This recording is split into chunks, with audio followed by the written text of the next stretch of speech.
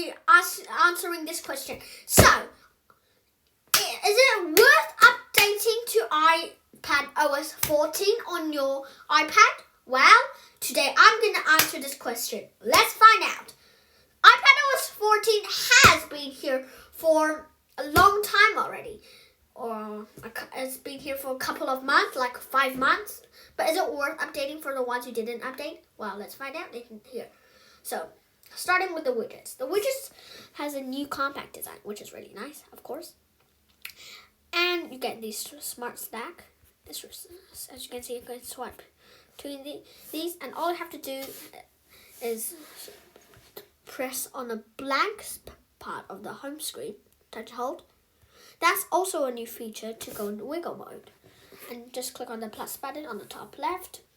Pretty sure you guys already know that, so I'm not going to teach you. And so yeah, our next thing here is search. Now, let's say I want to go into files. Let's say if there's no files here, or I want to go in there fast. I can just type files and click on the return button. And as you can see, files is open. And another thing, files is a good example, is this bar here. Now, there's a new bar here, which is really, looks really like more like a computer. Now, something that's pretty weird this year is that the MacBook, they're starting to be more like iOS, and the iOS is more like to be a computer style. But I actually like the look of that.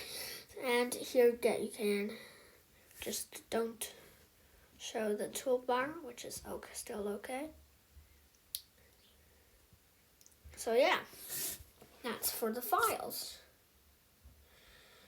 Okay, so our next thing is the control center, which hasn't really changed, but what really did change is when you update to iOS 14.2. Now when you click on, that's not playing, cool. So now when you click on not playing, which is music before, click on it once, it just opened it. You don't need to have to touch it. But that doesn't work for any other things. It only works for this. Now everything's then pretty much the same, except you get this Shazam music recognition, which will recognize some music. Let's say if you use another phone, it doesn't have to be another phone, but let's say you use an iPad, another device, and it could be any device, and you turn this button on, and then soon it'll recognize the music. It actually works pretty quick, but if that doesn't recognize anything in 10 seconds, it'll just automatically turn off. And every time once it recognize a music, it just turns off. So if you want to keep on recognizing, you have to keep this on. Okay. Now, one thing here in accessibility, I forgot where it is. You get a new thing called sound recognition in iOS 14. So, which will recognize sound for your iPad. And it'll get a little pop-up notification, I think, when it listens to stuff. Like if there's fire, if there's fire, this thing's actually pretty cool. So like there's a door knock, and let's say you didn't hear the door knock, you get if the iPad recognizes it, there will be a notification banner, and it will tell you that there's a door knock. And something that's really cool down here is there's even people, like baby crying, shouting, and coughing, all of those new features.